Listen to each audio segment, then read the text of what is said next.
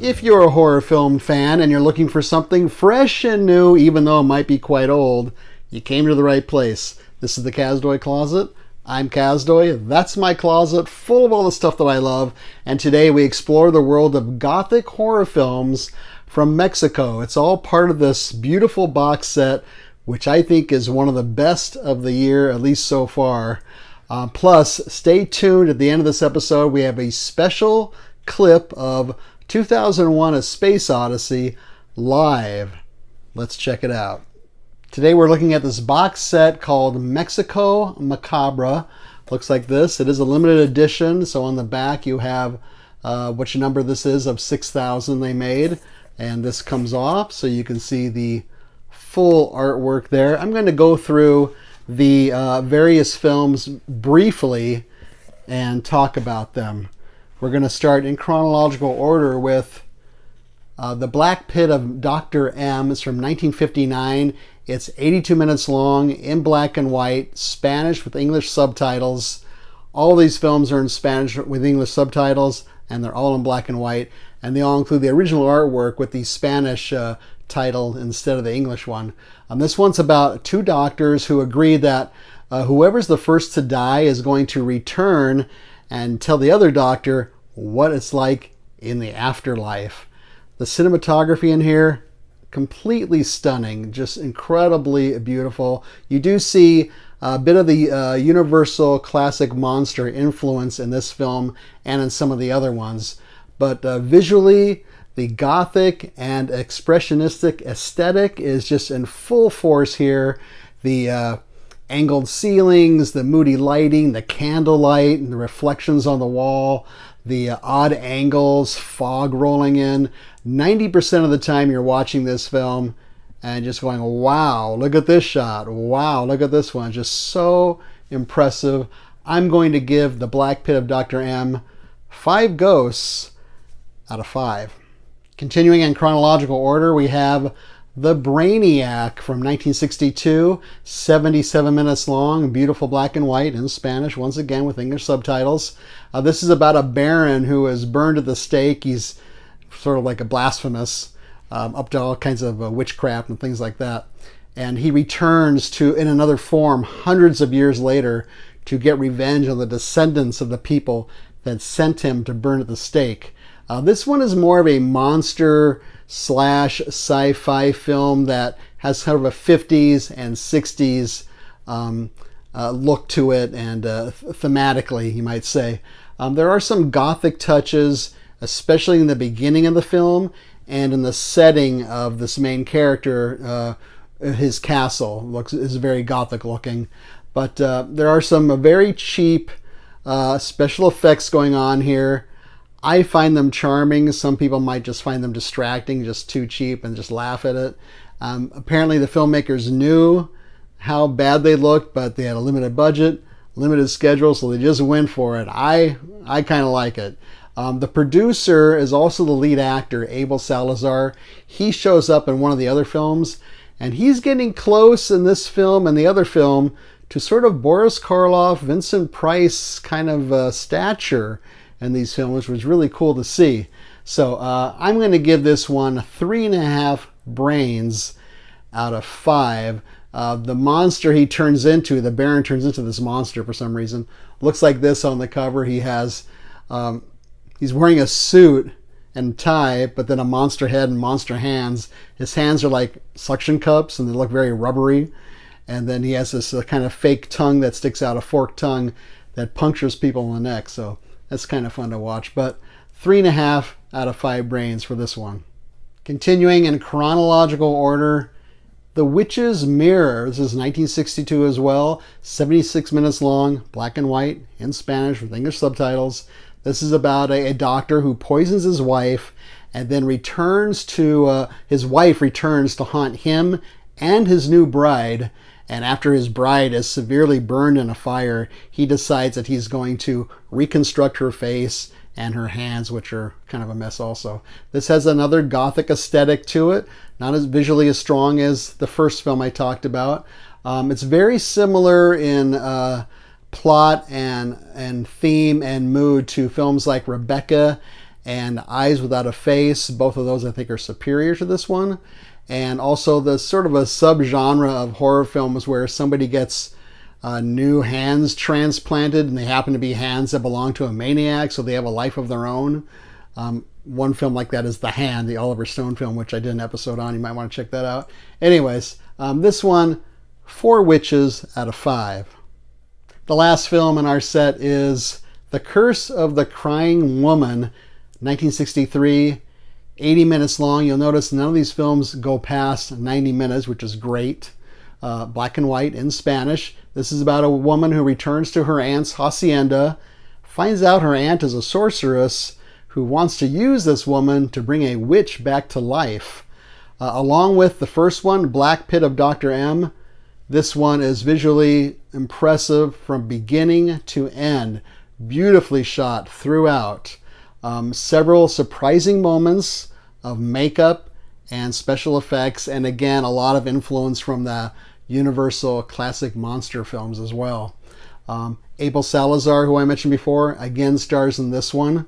It's not really related to the La Llorona myth, but they kind of use that, I think, maybe as a hook to get people to see it, since it's such a well-known myth in Mexican culture. This one, 5 witches out of 5. Mexican cinema started off mainly by producing westerns and some of those wrestler films, like those Santo films, and then they moved into the horror genre with films like The Vampire's Coffin, and The Body Snatcher. They show clips from all those films and some of the extras in this box set, and they look really good. I would love to see those 3 films in a volume 2 of this set. So let's talk about what's in this box set. First of all, this is Indicator. It is limited, as I said before.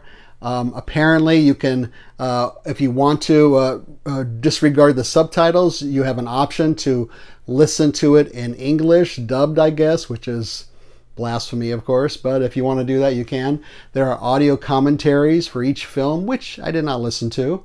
There are 4 discs, as I showed you. Let me show you the inside of the discs. I really love the artwork for these discs, and on the inside you get a taste of what the films look like. That was Black Pit of Dr. M. This one's the Brainiac. There's our monster there, and you can see kind of the look of the film there. This is The Witch's Mirror.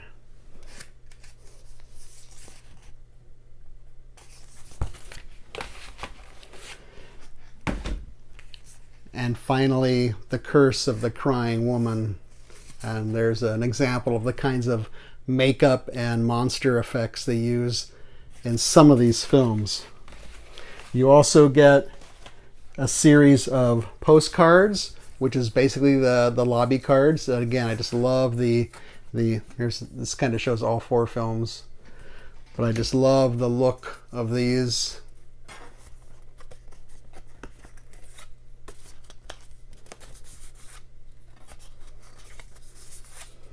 Nothing on the back here. And you get a very nice, perfect bound booklet. There's the woman whose hands got burned, and there's one of the main director, and 100 pages, everything you want to know about these films. And again, you can see the look of each one of these films here, so you know what you're in store for. So just such a nicely done set. There are several extras on each disc. They run in general about 20 minutes each.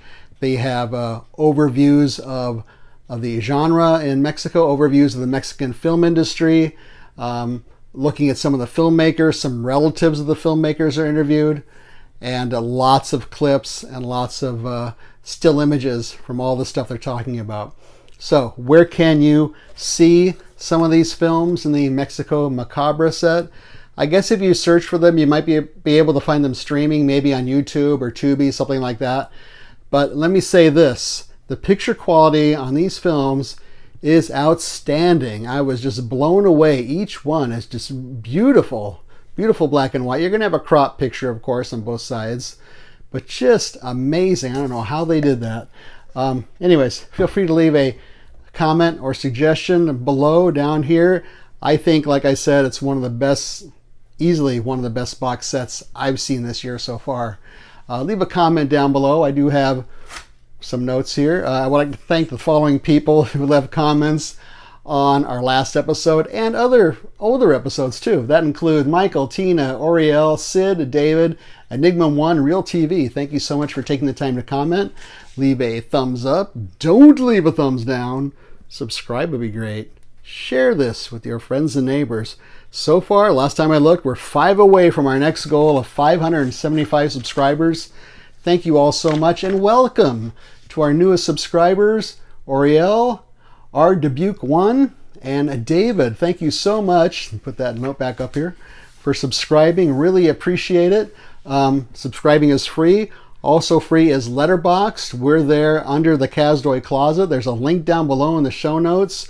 We post brief written reviews of other things we're watching. Most recently, The Beanie Bubble, which is a film about the Beanie Baby craze, and the old horror film from the 80s, From Beyond. But this is when I usually say, see you next time. But before I leave, a special bonus clip. The other night, I saw one of my favorite films, 2001: A Space Odyssey. I did an episode on that a long time ago if you want to check that out. But I saw 2001: A Space Odyssey at the Hollywood Bowl, complete on the big screen, complete with a live orchestra and a choral. In fact, on the shuttle bus over there, the guy sitting next to me happened to be part of the choral, and he was showing me their sheet music and telling me what they're going to do. It was really cool. Every time I see 2001, it's just a different experience, whether it's at something like the Hollywood Bowl or the first time I saw it or the Cinerama Dome. It's always something different, and I always notice something new in that film. So it's one reason why it's one of my favorite films, and especially a cool film to see under the stars, under a dark sky. And they had 5 screens, one big one in the center, as you'll see, and then 2 smaller ones on each side of the amphitheater. So here's a clip from the beginning of the film. I didn't want to be one of those guys that takes out a camera during a film. That is unacceptable. But it was still fairly light out, and it looked better, of course, when it got dark out there. But here's a clip from the very beginning for you to enjoy, and I will see you next time. To the clip.